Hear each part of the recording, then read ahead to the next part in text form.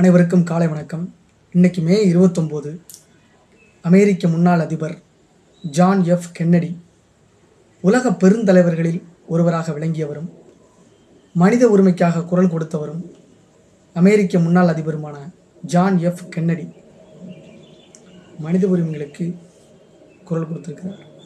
அமெரிக்காவின் மாசாசூசெட்ஸ் மாகாணத்தில் புரூக்ளின் என்ற நகரில் 1917 சம்பாரான் சத்தியாகிரகம் நடந்த வருஷத்தில் பிறந்திருக்கிறார். தந்தை ஒரு தொழிலதிபர். தன் பிள்ளைகள் அனைத்து திறன்களையும் வசப்படுத்திக் கொள்ள வேண்டும் என்பதில் உறுதியாக இருந்தவர். அதோடு ஈடுபாடும் ஒவ்வொரு விஷயத்திலும் முதலாவதாக வர வேண்டும் என்றும் அவர்களை உற்சாகப்படுத்துவாராம். தந்தையைப் போலவே பிள்ளையும் அனைத்தும் வெற்றியில்தான் தந்தையைப் போலவே பிள்ளையும் அனைத்தும் வெற்றியில்தான் அடங்கியுள்ளது என்ற நம்பிக்கை கொண்டிருந்தார். இளமை பருவத்தில் இவருக்கு பலமுறை உடல்நிலை சரியில்லாமல் போவதுண்டு. 1940 ஆண்டில் ஹார்வர்டு பல்கலைக்கழகத்தில் பட்டம் பயின்றார். அமெரிக்க கடற்படையில் அதிபராக சேர்ந்தார். 2ஆம் உலகப் போர் நடைபெற்று வந்த சமயத்தில் இவர் பொறுப்பில் இருந்த கடற்படை கப்பலை ஜப்பானிய போர்க்கப்பல் தாக்கி மூழ்கடித்தது. காயம்பட்ட நிலையிலும் கடலில் நீந்தி தன் வீரர்களை காப்பாற்றினார்.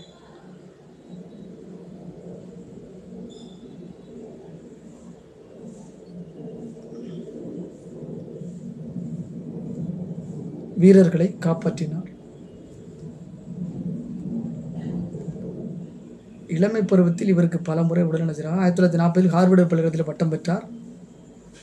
அமெரிக்க கடற்படையில் அதிகாரியாக சேர்ந்தார். 2ஆம் உலகப் போர் நடைபெற்று வந்த சமயத்தில் இவர் பொறுப்பில் இருந்த கடற்படை கப்பலை ஜப்பானிய போர்க்கப்பல் தாக்கி மூழ்கடித்தது. காயம்பட்ட நிலையிலும் கடலில் நீந்தி தன் வீரர்களை காப்பாற்றினார். ஒரு வீரரை காப்பாற்றி சுமார் 3 மைல் தூரம் கடலில் இழுத்து வந்து கரை சேர்த்தார். இந்த துணிகரமான செயலுக்கு அவருக்கு பர்பிள் ஹார்ட் என்ற வீரப்பதக்கம் வழங்கப்பட்டது. போர் முடிந்த பிறகு தீவிர அரசியலில் ஈடுபட்டார். 1947 முதல் 1953 வரை ஜனநாயக கட்சி சார்பாக அமெரிக்க கீழவை உறுப்பினராகவும் 1953 முதல் 1961 வரை செனட் உறுப்பினராகவும் இருந்தார். சிறிது காலம் கடுமையான நோயால் பாதிக்கப்பட்டு முதுகுத்தண்டு அறுவை சிகிச்சை செய்து கொண்டார். சிகிச்சை பெற்று வந்த காலத்தில் ப்ரொஃபைல் இன் கரேஜ் என்ற நூலை எழுதினார்.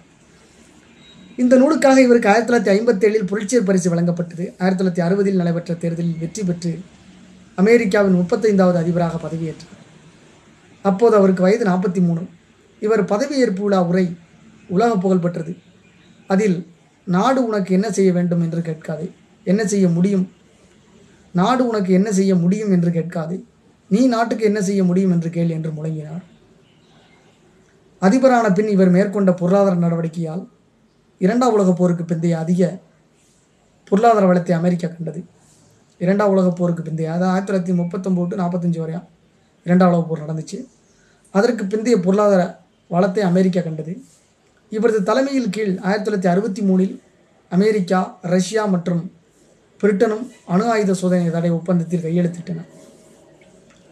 இவரது ஆட்சி காலத்தில் கியூபா ஏவுகணை விவகாரம், பெர்லின் சுவர் பிரச்சினை, விண்வெளி ஆய்வு போட்டி, அமெரிக்க குடியுரிமை விவகாரம், வியட்நாம் போர் ஆரம்பம் ஆகிய பல முக்கிய நிகழ்வுகள் உலகில் நடந்தன. அவை எழுப்பிய சவால்களை இவர் தீர்க்கமாக எதிர்கொண்டார். கம்பீரமான தோற்றமும் நல்ல பேச்சாற்றலும் கொண்டவர். அமெரிக்க மக்கள் மட்டுமல்லாமல் உலக மக்கள் அனைவராலும் நேசிக்கப்பட்டவர். போரை வென்றதற்காக அல்லாமல் போரை தவிர்த்ததற்காக நாட்டு மக்களால் புகழப்பட்டவர். அமெரிக்காவில் இன்றும் அன்போடு நினைவு கூறப்படும் அதிபர்களுள் இவரும் மிகவும் முக்கியமானவர். அமெரிக்காவில் பல முக்கிய இடங்களுக்கு இவர் பெயர் சூட்டப்பட்டுள்ளது. 1963 திறந்த காரில் தன் மனைவியுடன் ஒரு நிகழ்ச்சிக்கு சென்றிருந்த சமயத்தில் இவர் சுட்டுக் கொலை செய்யப்பட்டார்.